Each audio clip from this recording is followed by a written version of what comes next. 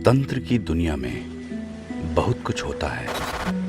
आप सामान्य पूजा पाठ कर सकते हैं, देवी देवताओं की कृपा पा सकते हैं, कोई दिक्कत नहीं है। पर जब बात आती है कुछ अलग हटके करने की, कुछ विशिष्ट करने की, जब बात हो प्रत्यक्षीकरण करने की,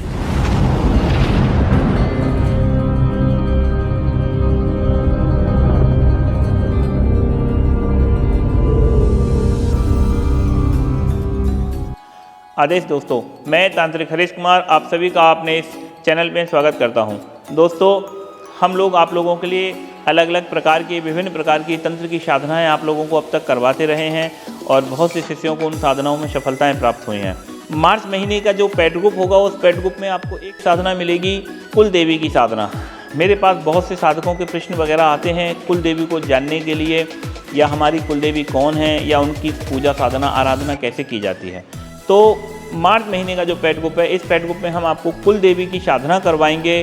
कुल देवी हमारे पूरे कुल की ही एक देवी होती है, जो पूरे सभी के, जिसकी चाचा भी पूजा करेगा, ताऊ भी करेगा, पिताजी भी करेंगे, माताजी भी करेंगे, सभी पूरा जो कुल हमारा जो एक खानदान होता है, पूरा कुल जैसे बोला जाता है, उस पूरे कुल की साधना होती है। हम भी करते हैं, हमारे बच्चे भी हमारे उस देवता की पूजा करेंगे, वो हमारा कुल देवता या कुल देवी होती है।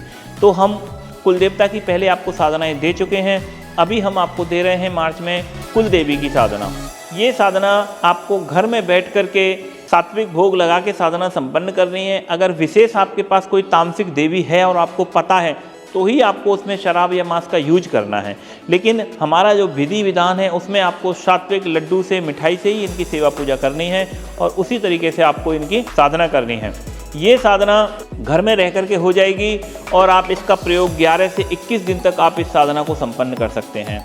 नारियल एक स्थापित करवा दिया जाता है या सुपारी को स्थापित करवा दिया जाएगा और उसको ही कुलदेवी मान के आपको पूजा करनी है।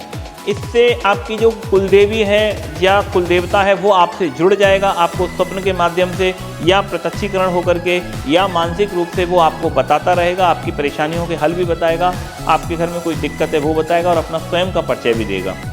इसमें इसकी पूर्ण आपको सिद्धि प्राप्त हो जाएगी। या किसी की कुलदेवी कुलदेवता नाराज हैं तो आप इसकी साधना करके उनकी कृपा भी आप इससे पा सकते हैं, वो भी आपके लिए उचित रहेगा।